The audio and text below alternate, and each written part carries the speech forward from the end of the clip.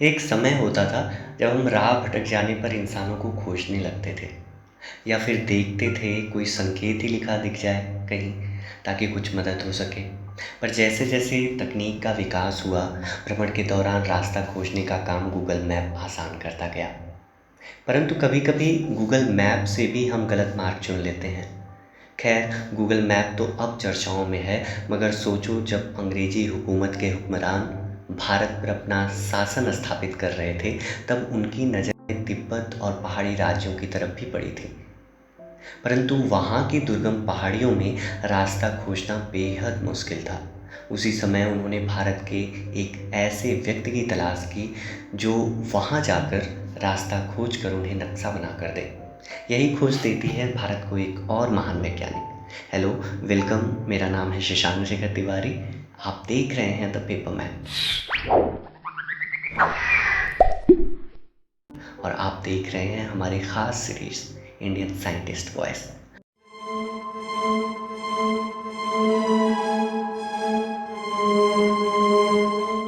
आपने पहले एपिसोड में जाना था अरदासिर गुरसेट जी के बारे में।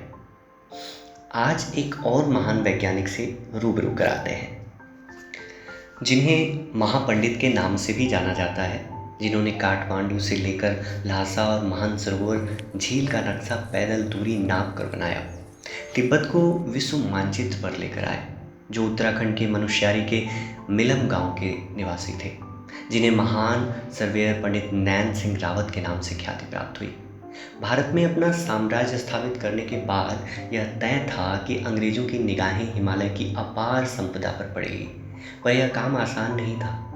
हिमालय के देश तिब्बत के क्षेत्र सम्राट ने तिब्बत की सीमाएं विदेशियों के लिए सील कर दी थी और उल्लंघन की सजा मौत तय कर रखी थी।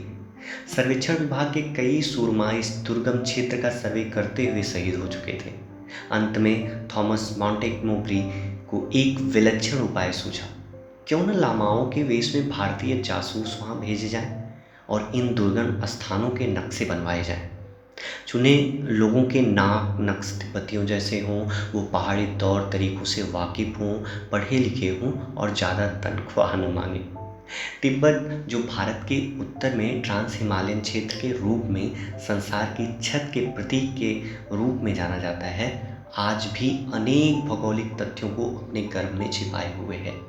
19वीं शताब्दी के दशक में भारतीय सर्वेक्षण विभाग द्वारा संचालित सर्वेक्षण अभियानों में सूचनाएं एकत्र की गई, उनका श्रेय उत्तराखंड के जोहार क्षेत्र पिथौरागढ़ के मनुष्यारी तहसील की प्रतिभाओं नैन सिंह, किशन सिंह, मणि एवं कल्याण सिंह को ही जाता है, जिन्होंने अदम्य साहस, विलक्षण कौशल, अद्भुत धैर्य तथा असीम कष्ट सहिष्णुता का परिचय देकर भारतीय सर्वेक्षण के इतिहास में स्वर्ण युग का सूत्रपात किया।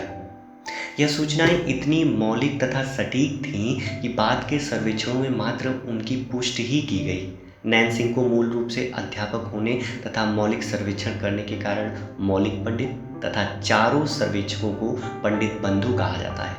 इनमें नैन सिंह एवं किशन सिंह के योगदान की महत्वपूर्ण भूमिका रही है। ईस्ट इंडिया कंपनी द्वारा पूरे भारतवर्ष तथा पड़ोसी देशों तिब्बत, अफगानिस्तान व मध्य एशिया के कुछ प्रदेशों का चुंबकीय सर्वेक्षण जर्मनी के स्लागेटवान एडोल्फ रॉबर्ट एवं हरमन के द्वारा 1854 से 1858 के मध्य कराया गया। इन्होंने कुमाऊं, लद्दाख, तुर्किस्तान एवं तिब्बत के विषय में जो भी जानकारियां प्राप्त की, उनमें पंडित बंधुओं की महत्वपूर्ण भूमिका रही है। इन्हें पहले दो भाषियों के रूप में रखा गया था। नैन सिंह को तिब्बती भाषा की जानकारी तथा सर्वेक्षण में विशेष रुचि ने स्लागेटवान बंधुओं को बहुत प्रभावित किया। भारत चीन सीमा पर स्थित मनुष्यारी तहसील के अंतिम गांव मिलम निवासी पंडित नैन सिंह रावत का जन्म 21 अक्टूबर 1830 को अमर सिंह के घर हुआ था। प्राइमरी शिक्षा हासिल करने के बाद वह गांव के ही एक स्कूल में टीचर बन गए थे। शिक्षक बनने पर उन्हें स्थानीय लोगों ने पंडित जी की उपाधि दी। नैन सिंह का बचपन अथाह गरीबी में बीता। उनकी कोई पुश्तैनी जमीन जायदाद नहीं थी, पर परिवार बहुत बड़ा था। उनके लिए घर का खर्च चला पाना भी मुश्किल था। उन्होंने जवानी में कर्ज लेकर व्यापार भी शुरू किया, पर उसमें भी वे असफल रहे। कुछ समय उन्होंने हिमालय के मिलन गांव में स्कूल की मास्टरी भी की। मणि सिंह नैन सिंह से बड़ा था। 1863 में मॉन्टेगमोरी ने दोनों भाइयों को सर्वेक्षण का कठिन प्रशिक्षण दिया। यह ट्रेनिंग बाद में हर सर्वेयर या चेनमैन के लिए अनिवार्य हो गई। उन्हें एक निश्चित गति से चलना सिखाया गया, जिससे उनका हर कदम एक निश्चित 33 इंच की दूरी ही तय करे। कदमों की संख्या गिनने के लिए उन्हें 100 मोतियों वाली माला दी गई थी, परंतु सामान्य मालाओं में 108 मोती होते हैं। एक माला खत्म होने पर वो कुल 10,000 कदम चले होंगे और उन्होंने 5 मील की दूरी तय की होगी। धार्मिक सैलानी के भेष में नैन सिंह के बोरी बिस्तर में कई यंत्र छिपे थे। चाय के मग में एक छिपा तहखाना था जो पारे से भरा था, जिससे क्षैतिज होराइजन ढूंढने में मदद मिलती थी। उसकी छड़ी में एक थर्मामीटर छिपा था, जिसे वे उबलते पानी में डुबोकर वहाँ की ऊंचाई मापते थे।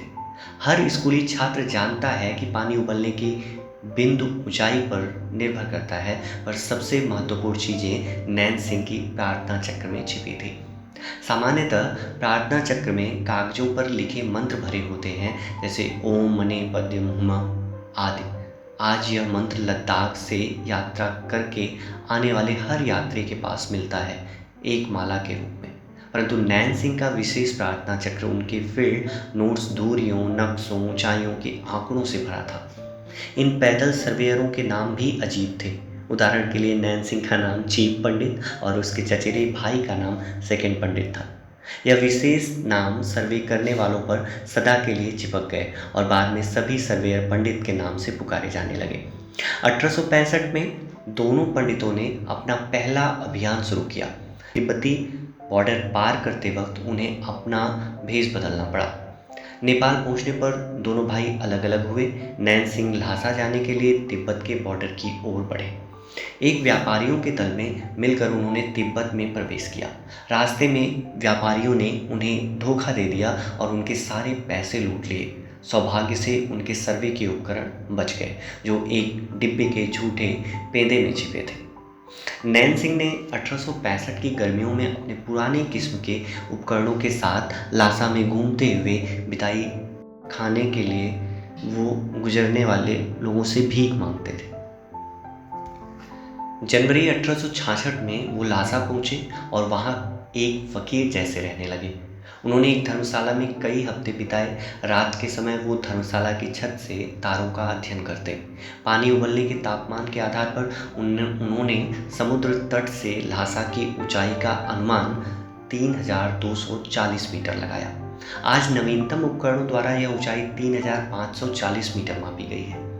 तारों की कोणीय ऊंचाई नापकर नैन सिंह ने ल्हासा के अक्षांश का अनुमान भी लगाया।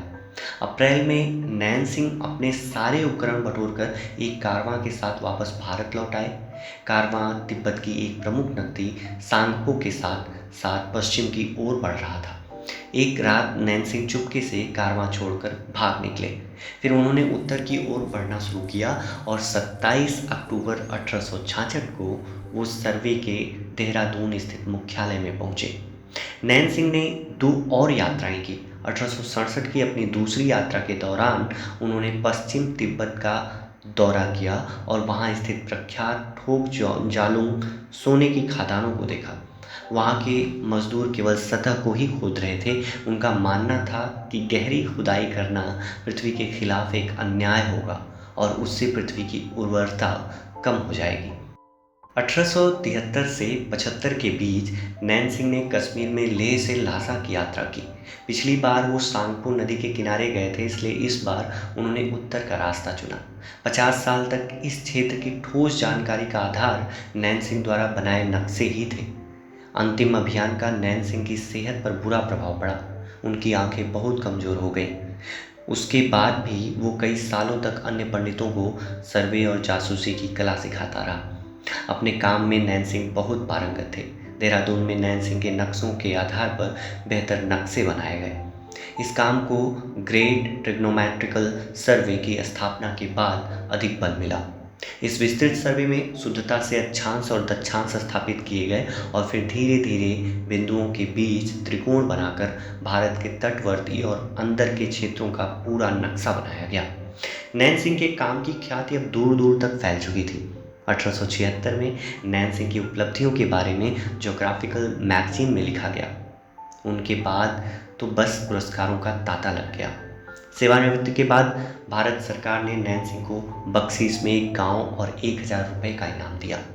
1868 में रॉयल ज्योग्राफिक सोसाइटी ने नैन सिंह को एक सोने की घड़ी पुरस्कार में दी। 1877 में इसी संस्था ने नैन सिंह को विक्टोरिया पेट्रेस मेडल से भी सम्मानित किया।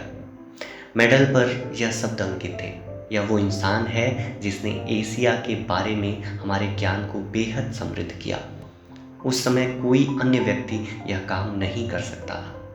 पेरिस स्थित सोसाइटी ऑफ ज्योग्राफर्स ने भी नैन सिंह को एक घड़ी भेंट की।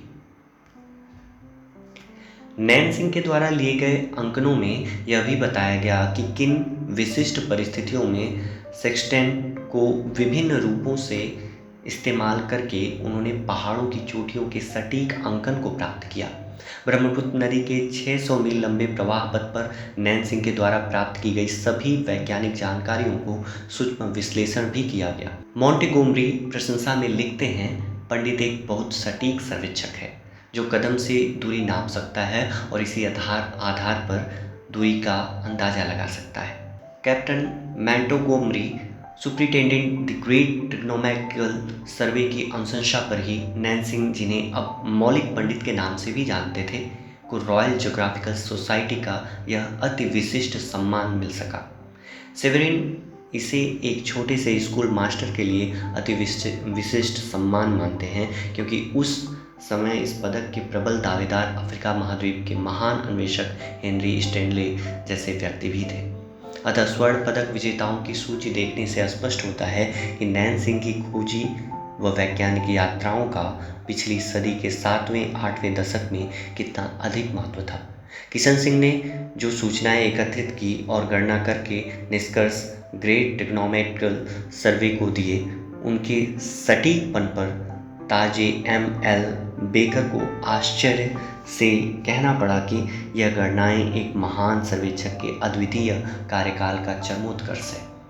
टिमोथी सेवेरिन ने अपनी पुस्तक द ओरिएंटल एडवेंचर में नैन सिंह और किशन सिंह के सर्वेक्षण कार्यों के गुणात्मक पक्ष की मुक्त कंठ से प्रशंसा की। सर्वे ऑफ इंडिया के खंड 8 में नैन सिंह और अन्य पंडितों की महत्वपूर्ण यात्राओं का संकलन रिकॉर्ड्स सर्वे ऑफ इंडिया के रूप में देहरादून से 1915 में भी प्रकाशित हुआ।